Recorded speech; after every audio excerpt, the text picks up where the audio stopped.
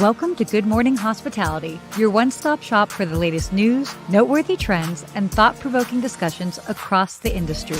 From hotels to short-term rentals to all things travel and hospitality, you'll find each episode equips you with the information that you need to start your week.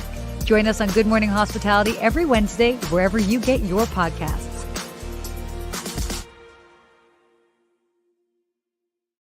Good morning. Good morning. Good morning. Oh my gosh. We're back in a normal time. We're on time. We're here. Everything's working. I like it. Hilarious. We got a fun show today. But you know, we got a lot of fun topics here. We do. We got a lot to talk about over this past weekend. But more so for everybody that's joining us, let us know where you're joining us from. Always like to hear who is joining in the live. Steve, how you doing? I'm doing great. I was just saying I got a lot going on because I'm in both worlds. I'm in the hotel world a lot of the time. I've got the vacation rental world a lot of the time. So it's not like split 50-50. I get to be in both. So it's busy in both. And I'm planning a trip, a last minute trip here. So I need some help. Okay. This is next weekend. And it's for my family. So I got 2 young kids. And we're trying to debate between the cities that, aren't the biggest cities, but between New Orleans and Charleston. Weekend trip. Leave Friday, come back Monday. And so I put it through ChatGPT. It's giving me some things. And then I started using Threads a lot more. Instagram's Twitter, right? We would say. Yeah. So I started using Threads and I put it on there. It got very heated about the 2 cities. Like people trash talking each other. Very strongly, huh? Yeah, some people trashing New Orleans and people that live there saying, no, it's the better city for families because we have the zoo and the aquarium and jazz music and cool things for kids and beignets. And then Charleston is saying that they're the better. Yeah, they're saying they're the better city because they have more culture and it's Southern hospitality there and good restaurants. And just it's always rated #1 by Travel and Leisure for a reason. So it's I'm curious to see what you think because we haven't talked about this. Where I've been to both. I've been to both places. I've only been to New Orleans. I've never been to Charleston. I was just in Charleston in November. So we did a live show. We did a show from there. Yeah, exactly. We all know I was there. I would say I would lean towards Charleston.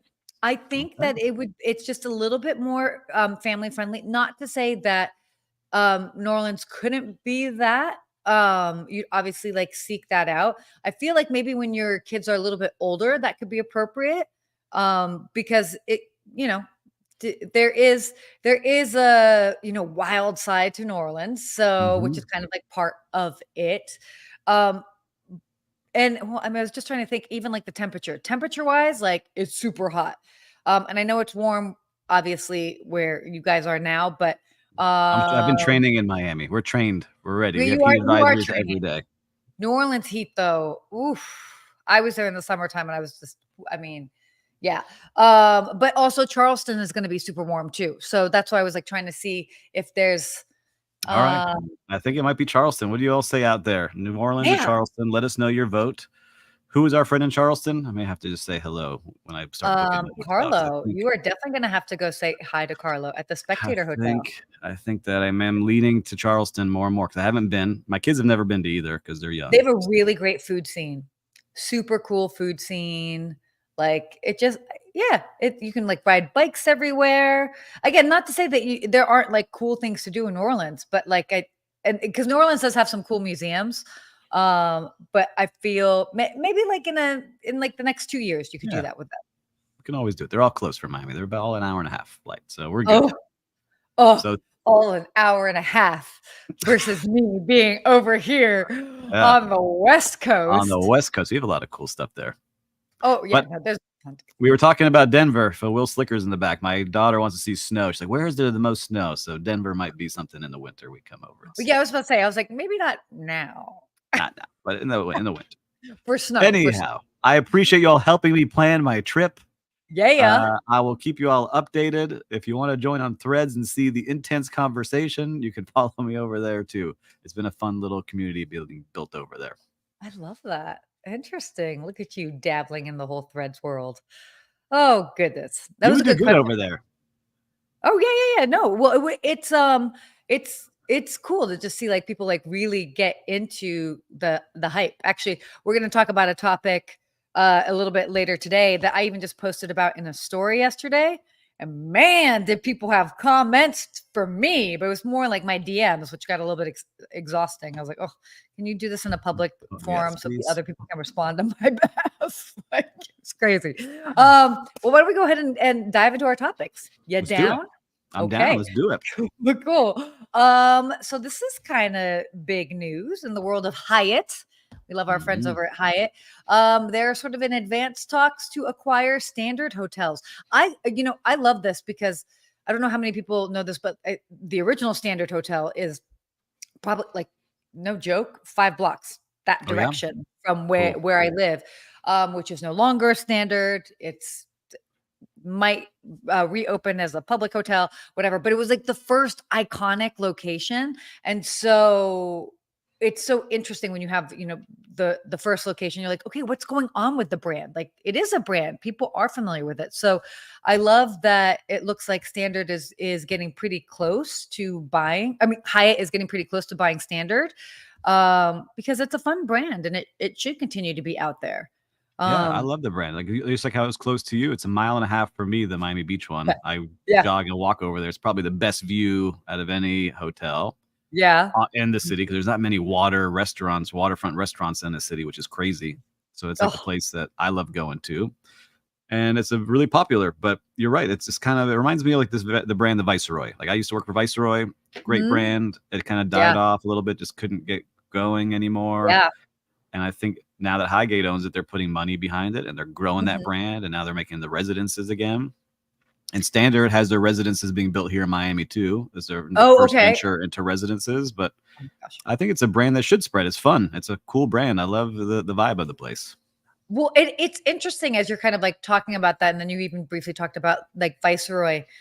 I know a lot of people are like, oh, but they don't want it to get diluted by having these bigger companies acquire them. But I mean, in just the economic climate and just it just almost makes better business sense so that we can still have these options for these more maybe they're more boutique feeling type of places. But I mean, obviously they need that sort of big brand power behind them so that they can grow and we can have these brands in a lot of different places. Yeah. So I And use mean, that booking engine of Hyatt, of the Hyatt yeah, rewards to get people in this place. I think it would World of fill up Hyatt. very quickly. But we see it Mhm. like the Graduate Hotel we talked about. I forget who bought it. Yeah, Was it Marriott or Hilton? Hilton we've totally. got with Hilton. Nomad Yeah, Hotels, right? We're seeing yeah, all these Hilton brands get also. right. All these brands are getting purchased. And Mhm. so one, I like seeing it because it shows people if you can build a cool brand, the big Yeah, companies aren't really experts at building cool, fun brands that gain loyalty really quickly. So they end yeah. up buying it. So for me, we've been dabbling and talking about that a little bit here on our teams is do we Mhm. start venturing into that world, create a really cool brand? Yeah, Because you never know. You might be getting purchased by one of the big three and maybe. get the engine behind it. So let's Totally, see. not a I bad like place seeing to it. be. Yeah, I no, like I do seeing too. I think it's really cool. All right, our next topic here. I'm curious to hear your thoughts on this. it. Robotic massages have arrived at luxury hotels, and spoiler alert, they're actually good. Or so that's what this particular article was saying. Have you ever had a massage from a robot? I have. And so Wait, what's interesting, yes. And it's not talk to like me. the massage chairs that you sit there and it No, no, shakes no, no, no, you no, no. back That's and not no, no, forth. Now this no. one, I saw this No, we're not article, I doing wanted to make sharper sure. image stuff, No, okay? it's not Sharper Image or Brookstone from the old days in That's the what mall, it is. Oh my god, thank you. right? Hilarious. It was both, but I used to love sitting in those chairs. But Me this too. is really taking it to a different level where, it feels like a human is massaging you, right? And Mhm. it is doing the whole thing, and you can choose from different types of massages. So an elevated experience of this. But I've been through one slightly different at the Carillon Wellness Resort here in Miami Beach, Okay. where All right. they have a whole no touch from human circuit. And so you go through it and you start in their cryotherapy chamber, then you go to a red light bed, then they put you on this, it looks like a water bed, Okay, yeah. and it has music that's going, and all of a sudden you start getting shot with all these different jets, and it feels like someone's massaging you. You leave that and go into what I like to call the electric chair, but it's an electrostimulation. I thought people were touching me because the way they Oh, shoot really? electrodes into your back, it feels like someone's pushing you and massaging you all throughout your back Oh, using electricity. fascinating. All right. So I left feeling great that day, and I didn't have no human touch me. Even though I do like going and getting a traditional massage, I'm a massage nerd. I like going to all the different Yeah, yeah. spas. It was unique, and so I could see, like, if you're short staffed, this thing doesn't call out sick. It's always there. Make it happen. You charge It a little doesn't less, get some people call through it. out sick. No. I'm just saying, if you're running an operation and you're short on spa therapists, which a lot of spas are, They are. You're might right. be it. You're right. It's so interesting. Yeah, I actually haven't had one. I would totally be down for it. There's been a place in New York that I've had a lot of good friends of mine that live in New York City. They've done something where it's like the machine comes down and it actually like kind of like massages Yeah, like them. it looks like it. Yeah, I'll send you the totally, video of totally. this one. This one is very cool, and it does. There's some limitations because they don't have thumbs right on here. Yeah. So they can't like focus on your knot and say, "Oh, that's where the knot is," right? Like how you like to say and Yeah, yeah, yeah, of verbalize a course. human where you get. But for a all-around massage, this is what it can do right now. That's wild. So when we're talking about this coming to the luxury hotel spaces, I mean, you've got Latte New York Palace.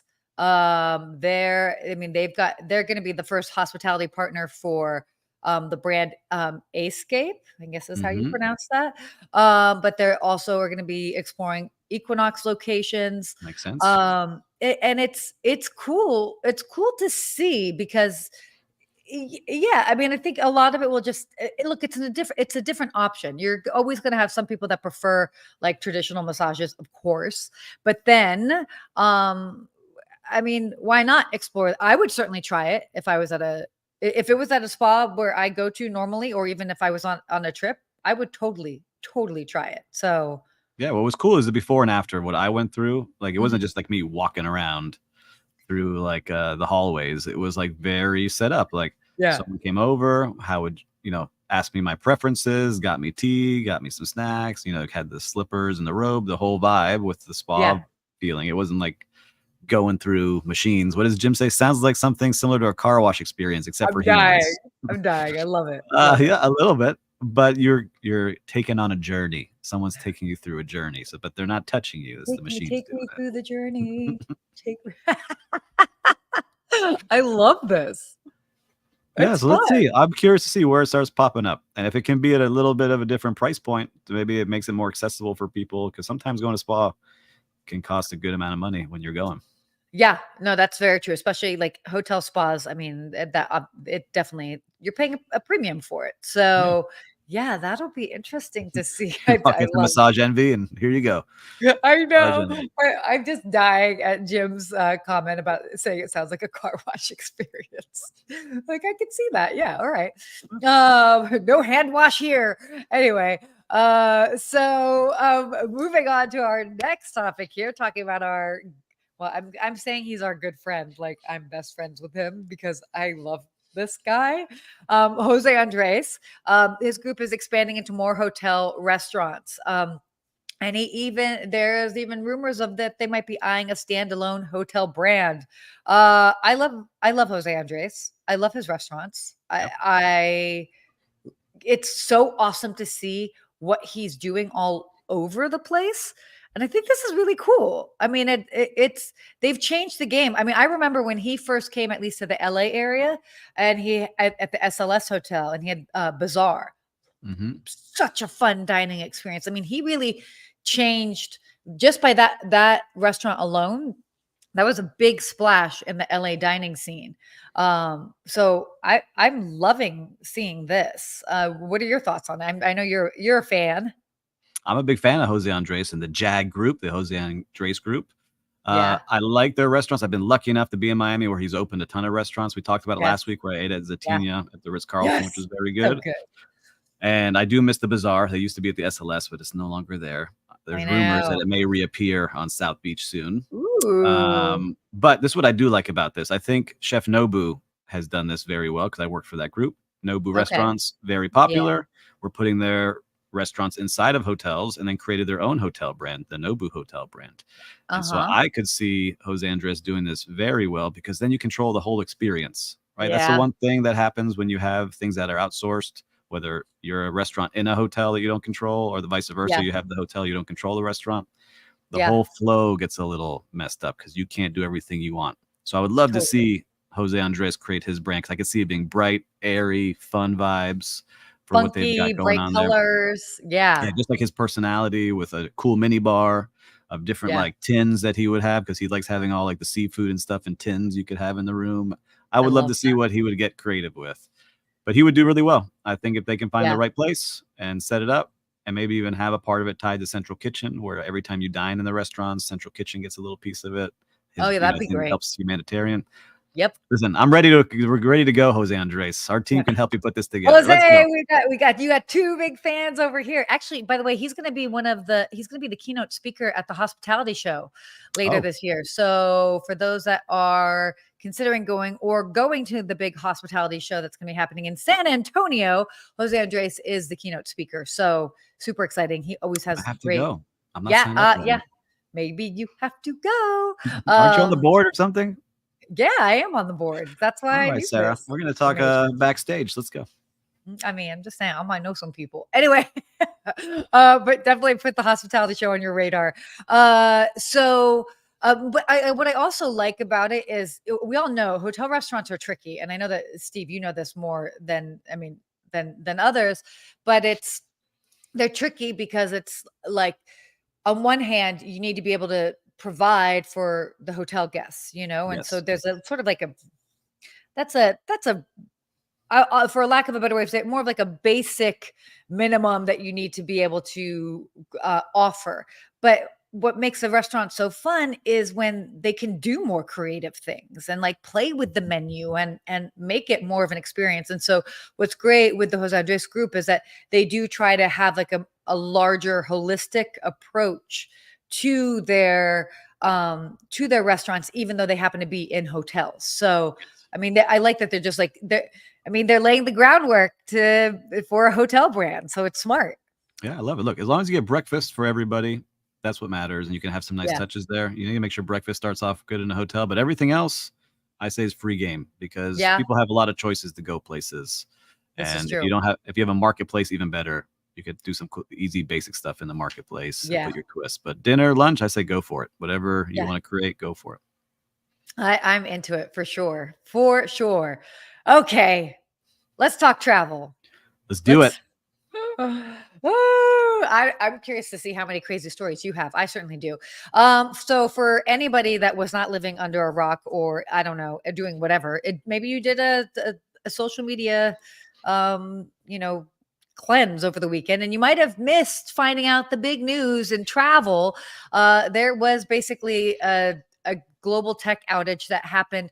Technically, it was late Thursday night into, depending on where you are, late Thursday night in LA, early Friday morning on the East Coast in the United States, that affected a lot of the major US airlines, not just them, but it also affected banks and other businesses, and even a bit, globally, but definitely a huge impact domestically. And it has been crazy just from being out for, do you actually know how long the outage was? I feel like it wasn't very long.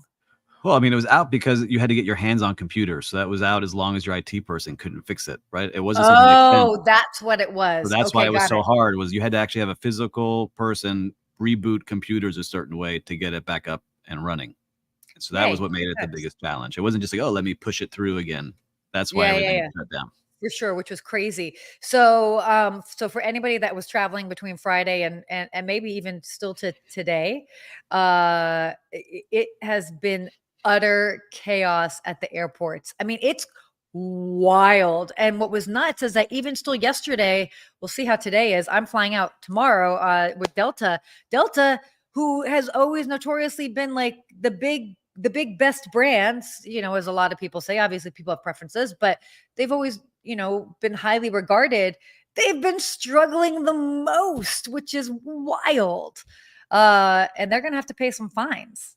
So it's crazy. Have you heard of any crazy stories? I've heard some crazy stuff. But I just want to say on this one, which was crazy to me, is that 6,500 flights were canceled, and that's Yeah. more than they had canceled in 2 years Yeah. previous, right? And so just Yeah. in 4-day span, it just shows you how much technology you lean on now for that, which is nuts. But I have some, like, even in my personal life, my wife had a big court case and she went to court, showed up Friday morning. They couldn't get the computers on, couldn't do Oh, anything, wow. don't have any manual backup. So it just shows you like how much people are leaning on these things now. And then I Yeah. was reading of like Universal Studios in Japan, where it first started kind of happening, was the whole park shut down. No rides could go. They couldn't take tickets. Oh They my gosh. couldn't buy any water, nothing. So I'm like watching it real time on X, I'll say, right? I was Yeah. watching everything going on. And I put a poll out just to my teams or my followers on LinkedIn, and Yeah. 65% of them had no computers for the whole day inside of hotels. So imagine all the backup paperwork you have to do, checking people in. Rough couple That days for everybody out there. But I have is Apple, so I was up and running. I mean, I have Apple too. So, and I luckily didn't have any clients traveling. So I didn't have to, that I was more worried about them and being on the ground and other things. But yeah, this was wild. Okay. So I'll give, I had two examples. I had a friend of mine who was flying out late Thursday night to Sydney, Australia, and ended up being stuck on a 23-hour layover in LA because they couldn't do anything until late in the evening, Friday evening. Fine. But well, kind of fine. But because it happened so late in the night, and by the time I guess like everybody got the notification or the word or whatever, all of the immediate hotels close to LAX airport were full. And so that was wild. I had another friend of mine who, get this is crazy. This person has status with Delta. Okay. So they're like high up there, diamond status. And they were supposed to leave Friday morning from Boston to Las Vegas, direct flight, gets canceled, gets stuck in a hotel overnight Friday night, hotel overnight Saturday night, yet again. And by the way, all of this would require coming back to the airport and then things canceling. Stuck in the Boston airport Sunday night. Monday, he can't get on the direct flight, but they're like, okay, we'll put you through Detroit. He goes through Detroit, and he gets to Detroit, and then the Detroit to Las Vegas flight gets canceled. No airports or no airport hotels are available, has to figure that out. And then finally yesterday, Tuesday, gets back to Las Vegas. That is utter insanity. Utter See, insanity. that's why I'm scared to fly. It's like, I'm telling you, it's hard. I get like myself, all right, I can deal with it. But when I got two little humans there and they don't Yeah. understand why they can't, and they're like going back and forth, like it's tough out there traveling. Yeah, You just gotta go. well, it's summertime, it's summertime. I mean, look, there's a couple of things that I guess it just depends. I mean, on schedule and what people can do. But yeah, it it was rough to see. And then people were sending me messages, and I'm like, oh, I mean, I don't really Control Delta. well, not even that, but it's like, I mean, aside from the like, have you tried to book yourself on another airline and just like, Mhm. just try to get yourself home. So that was just wild. But okay, so this is also the kicker with all of it, which is why they're getting some kind of a little bit of a slap on the hand from the Department of Transportation, is that it's the language that Delta is using. So we kind of saw this with a lot of the big brands, like at the start of the pandemic, but they're basically saying, oh, you can like rebook for no additional cost, or they're basically trying to give everybody e-credits versus direct refunds. And that's where it's, yeah, that's I a just little feel bad messy. for all the people working at the gates. That's what I feel bad for. I know. Right? 'Cause they have no control and they're just getting They have no crushed. control. And by the way, like some of it's also just like because of that, then pilots were timing out, crew was timing out.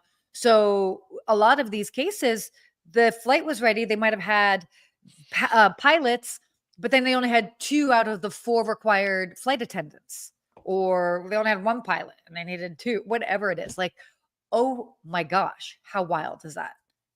Yep. It's like we just got a ton of crazy stuff going on over the last 2 weeks. Yeah, I know. Crazy, crazy.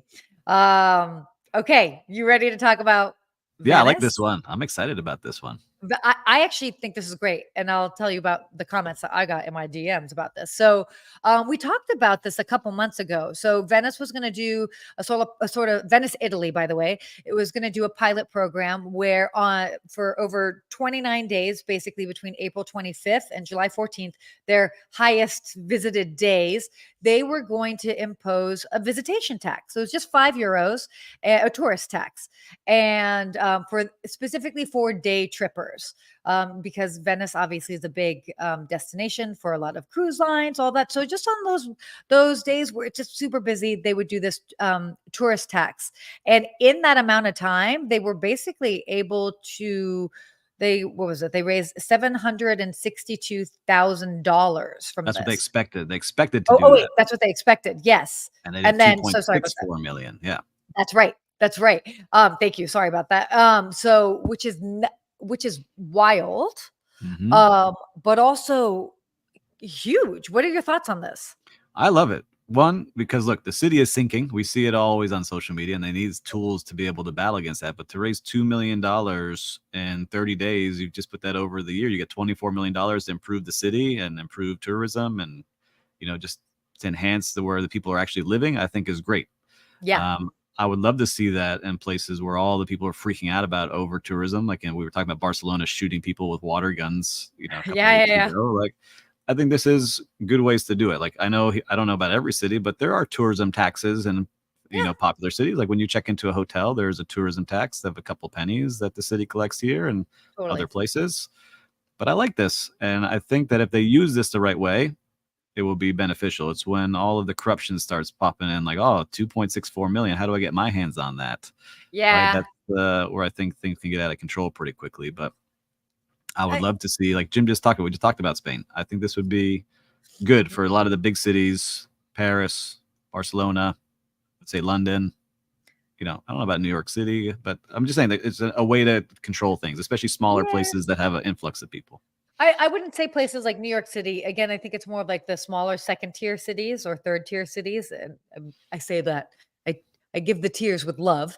But I think that because again, we've seen this issue come up. So I think it's totally fine. And it is it's a nominal fee. It can make a big difference. Obviously, hopefully it's spent accordingly in like the correct way to actually like help the city, but I'm not mad about it. I think it makes No. sense. What was going on in your direct messages in the DMs? Were people for it, Oh, against it? so well, I mean, here you say the T word, tax, and people get upset. I don't want to pay taxes, and it's like, calm down. They're like, people were like, we pay enough taxes in the U.S. And I'm like, okay, calm Well, down. that's This is not Italy. about. Yes. This is not the U.S. It's not that type of conversation. So and then they were like, no, they should just be charging it. They're making enough money off of charging a tax on for hotels, like tours and things like that. So, but I'm also like, it's €5. Like, you're gonna be there anyway. Like, whether that's tacked on to your lunch bill or you pay it like upon entry. I don't even know how they're. Oh yeah, they have a whole thing about doing that.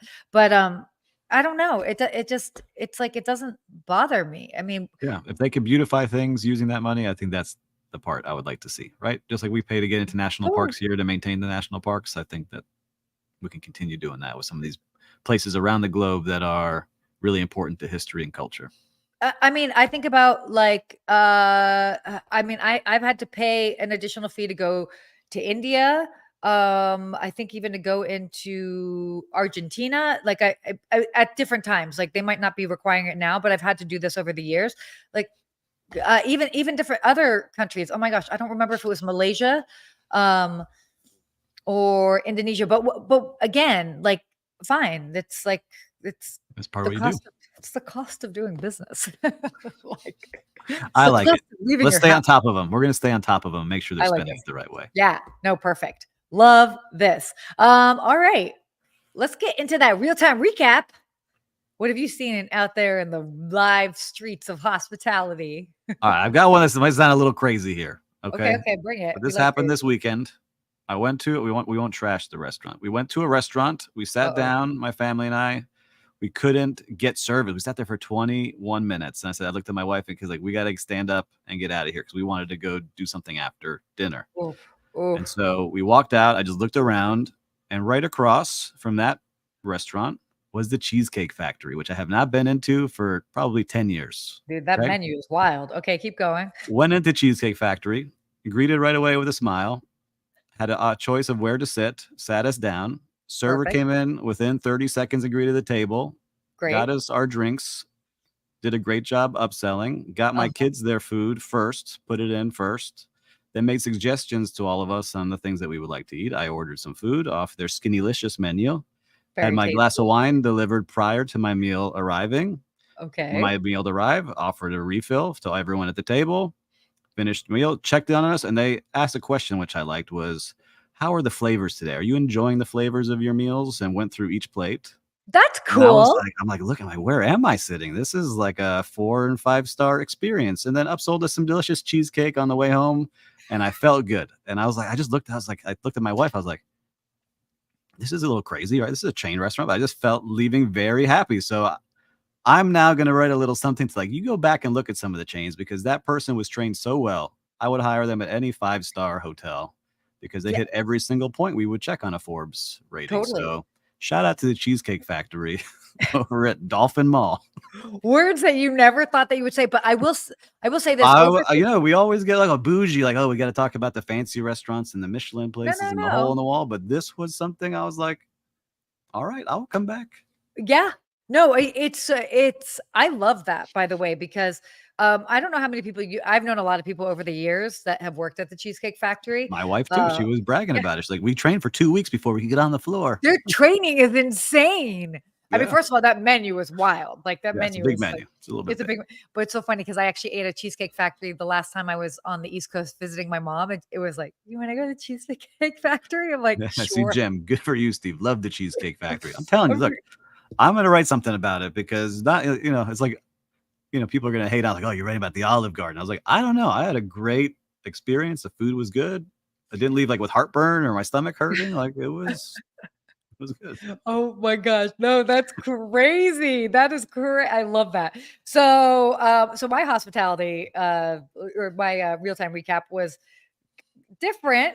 And it was at a FedEx store, actually two Oh, different FedEx see, two stores. big companies we're talking I about know. today. So I was talking about this a little bit behind the scenes, but I have to mail out some pretty important documents that like can't be replaced. So like we need to make sure stuff gets to the destination, and it's going internationally, and like sometimes you know how international addresses are always kind of weird. You're trying to like make sure like, are these exactly the right details? Will it get to that destination? And I was at first at one place and they were super helpful. It was actually just a mail store. They could not have been nicer, like take your time, etc. The FedEx guy came in and he was like, do you want me to wait? And I was like, no, no, don't wait. So that was nice that he offered to wait. Super, super cool. And then he was like, well, I'm going to be at the FedEx store down the street. So if you're there by 4:30, it'll still go out today. I'm like, thanks, whatever. So I ended up filling out everything with the guys there, super nice. And then I was like, I think I'm going to take the guy up on the offer. I'm going to go down the street to the FedEx store. I'm like being extra careful because, again, these are documents that can't be replaced. So go to the FedEx store down the street. And even though I had filled it out, I was like, hey, can we like just go through this? Can you just please like double check my work? I would not normally care, but like I care. And they went through everything and they found an issue with the address. Now, I actually think the issue might have been a typo on their side, but I was like, you know what? I'm just going to take it home with me and then I'll just do some research and then we'll come back and figure it out, or I'll have them send me an airway bill. But again, everybody was so nice. They were so patient. They were so thorough, in something that they could maybe want to be rushed or be like, okay, lady, like it's just a package. And it's like, no, it's not just a package.